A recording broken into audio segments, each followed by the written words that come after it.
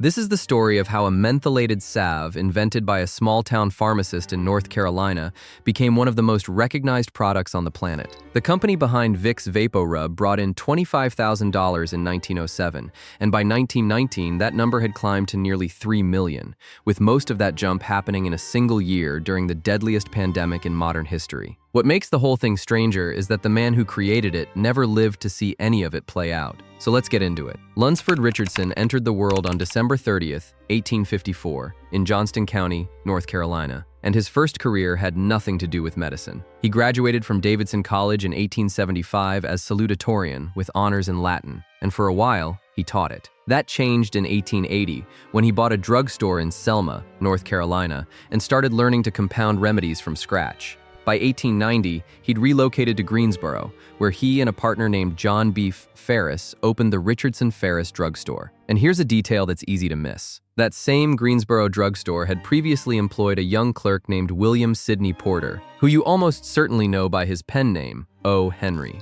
Before one of America's most celebrated short story writers started crafting surprise endings, he stocked shelves in the same store where Vicks VapoRub would eventually take shape. Richardson tinkered constantly. He developed a full line of proprietary remedies involving castor oil, liniment, vermifuge, basically the standard drugstore toolkit of the 1890s. One product, though, separated itself from everything else. Around 1894, he compounded what he called a croup and pneumonia salve, a mentholated ointment you rubbed on the chest so that body heat would vaporize the menthol and release medicated vapors that eased breathing, acting like a mustard plaster. The standout ingredient was menthol, sometimes called mint camphor, which arrived from Japan at the time and carried a reputation as a wonder drug. Richardson blended it with camphor, oil of eucalyptus, cedar leaf oil, nutmeg oil, thymol, turpentine oil, and a base of petroleum, which is just petroleum jelly. And that formula has barely changed in over 100 years. The current version of VapoRub still lists camphor at 4.8%, menthol at 2.6%,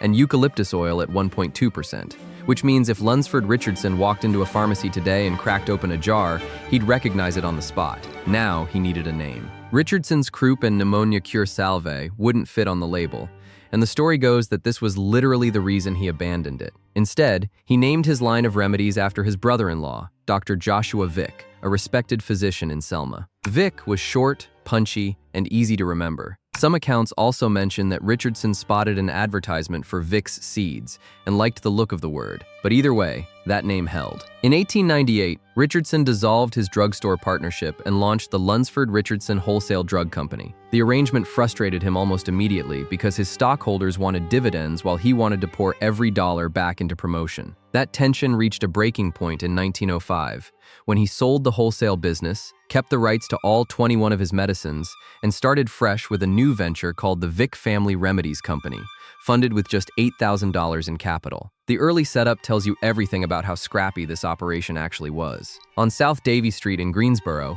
the back half of a building manufactured Vick remedies while the front half operated as a Pepsi-Cola distributorship, and Richardson funneled Pepsi profits directly into VapoRub production until about 1910, when the salve finally generated enough revenue to stand on its own. Once it did, he dropped the Pepsi franchise and built a 2-story brick plant on Milton Street, and that's when his eldest son changed the trajectory of the entire company. H. Smith Richardson, born July 19, 1885, had a sharp instinct for marketing and pushed his father to stop spreading resources across 21 remedies and concentrate everything on the one that was actually selling. Around 1911 or 1912, at Smith's urging, the product shed its old name, Vicks Magic Croup Salve, and became Vicks VapoRub. The company itself was renamed the Vick Chemical Company in 1911. That decision to bet everything on a single product turned out to be the move that unlocked the next century. Lunsford Richardson and his son didn't just produce a good salve. They built one of the most aggressive distribution strategies of their era, and the core of it was dead simple: free samples. They blanketed the Southeast with them because VapoRub largely sold itself once someone actually tried it,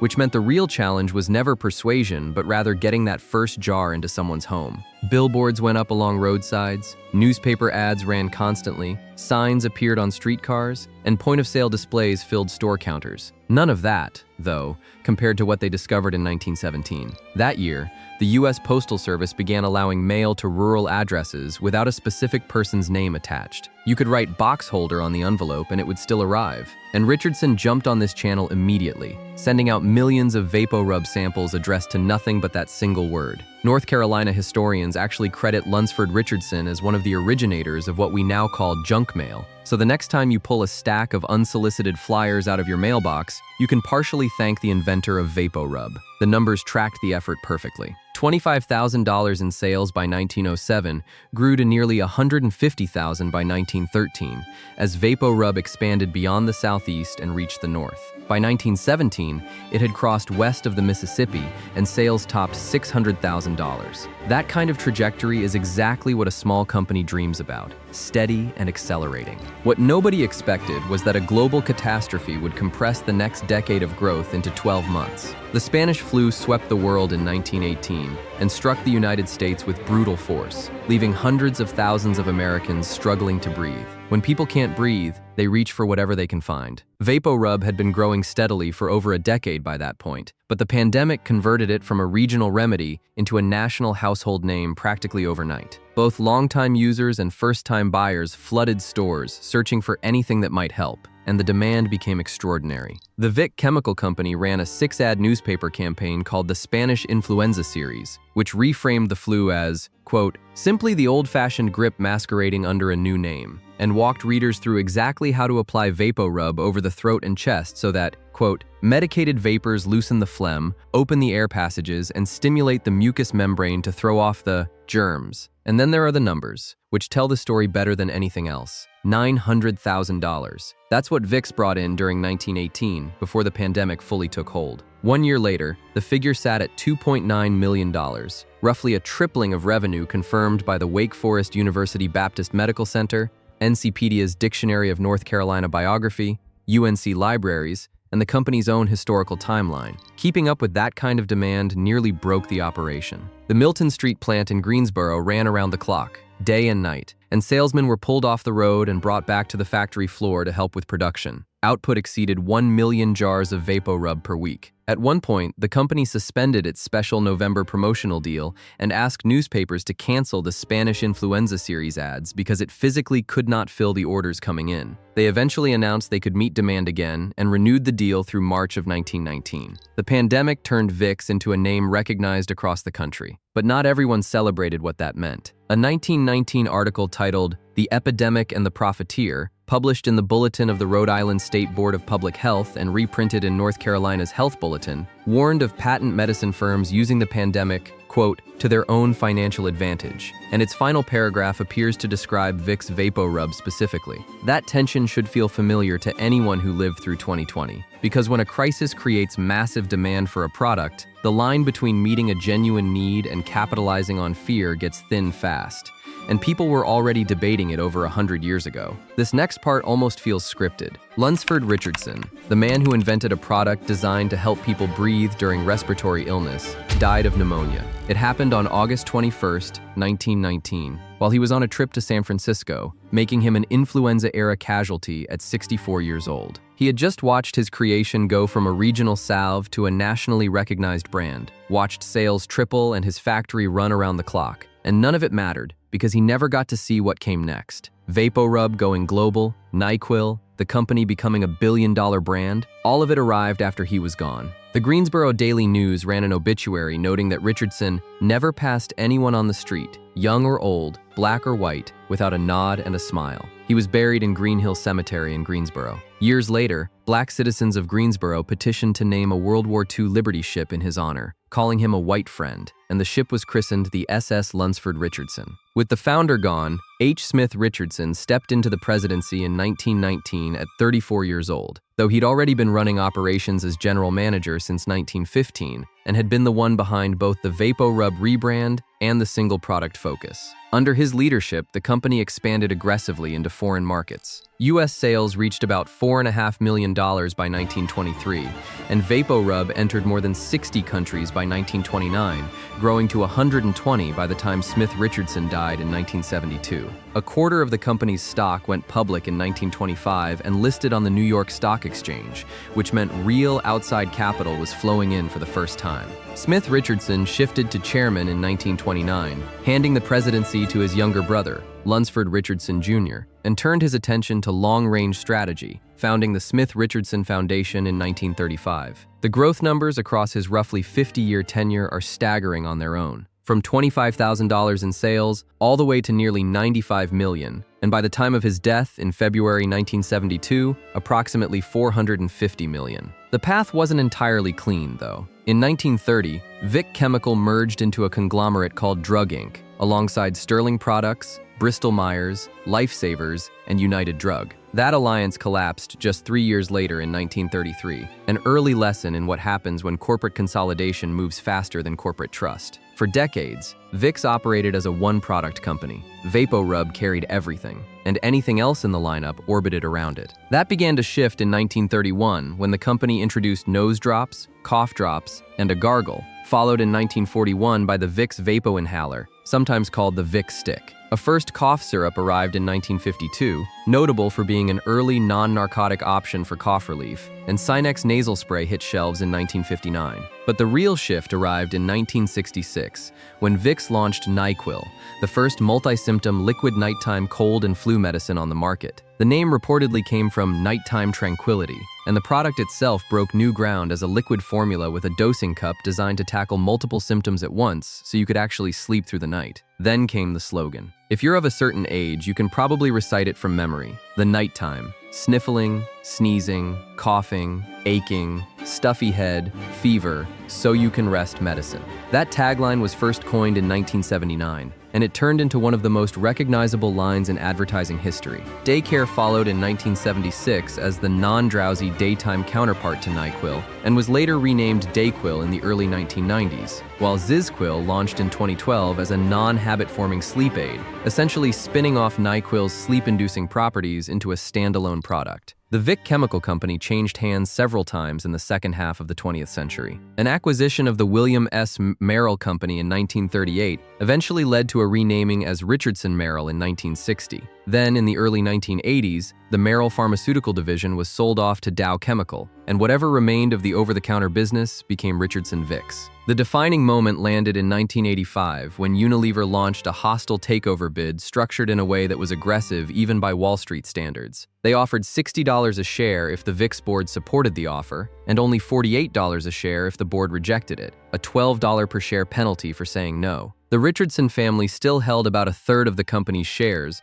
and wanted no part of the Unilever deal, which opened the door for Procter Gamble to step in as a white knight with an all-cash tender offer of $69 per share, roughly $1.2 billion total. Richardson Vicks chairman Stuart Smith Richardson told reporters the board had fought a hard battle to preserve the interests of all shareholders, and this has now been done, while P&G's president, John G. Smale, said the acquisition would enhance P&G's position as worldwide leader in health and personal care products. To put the scale of that deal in context, Richardson Vicks had posted annual sales of $1.2 billion and net income of $72.2 million in its final year as an independent company. The deal closed in October 1985, and Vicks has belonged to Procter Gamble ever since. Now, let's talk about something the business history doesn't fully capture, which is the cultural life that VapoRub took on, far beyond anything Lunsford Richardson could have imagined. In Latino households, VapoRub goes by Vivaporú, El Viquisito, El Bic, or El Bix. And it isn't just a cold remedy, it's practically a cure for everything. Congestion, headaches, stomach aches, bruises, you name it, and the answer is Vicks. Comedy skits, memes, hashtags, and even a 2012 rap video all celebrate the cult of Vivaporú. And Lin-Manuel Miranda once posted a Vicks selfie from Puerto Rico that drew responses about abuelitas everywhere cheering. Then there's the folk remedy that went viral, rubbing Vicks on the soles of your feet and putting on socks to stop a cough. P&G's official position is that the remedy is not in line with what the product is for, but that hasn't stopped millions of people from swearing by it. VapoRub also contains antifungal ingredients and has actually been studied as a treatment for toenail fungus, though it holds no FDA approval for that use. The product was advertised at various points as the remedy of over 100 uses, and honestly, the internet has done its best to prove that claim right. Not everything about VapoRub sits in the feel-good nostalgia category, though. there's a real safety concern that every parent needs to hear. In 2009, researchers at Wake Forest University Baptist Medical Center published a study in the journal Chest, led by Dr. Bruce Rubin, that found VapoRub can increase mucus production and airway inflammation in young children. The study was triggered by an 18-month-old who developed respiratory distress after VapoRub was applied under her nose, and Dr. Rubin's response was direct. He told reporters the ingredients in Vicks can be irritants, causing the body to produce more mucus to protect the airway, and recommended never putting the Vicks in or under the nose of anybody, adult or child, adding that you should never use it at all in children under age 2. Camphor, one of the active ingredients, is toxic if ingested, and just a few teaspoons can cause deadly poisoning in toddlers. It can also be absorbed through mucous membranes or broken skin, and there have been rare cases of lipoid pneumonia linked to excessive application under the nose caused by the petroleum base. P&G pushed back on the study. Spokesman David Burnins told Reuters that Vicks VapoRub has been proven safe and effective through multiple clinical trials. The product now carries warnings against use in children under 2 and against application in or under the nose. And beyond the safety question, there's an ongoing debate about what VapoRub actually does. The FDA permits its cough suppressant and topical analgesic claims, but has not approved a decongestant claim, and experts, including those at the Mayo Clinic, have noted that the menthol essentially tricks your brain into feeling like your airways are clearer without actually reducing congestion. It's a real effect,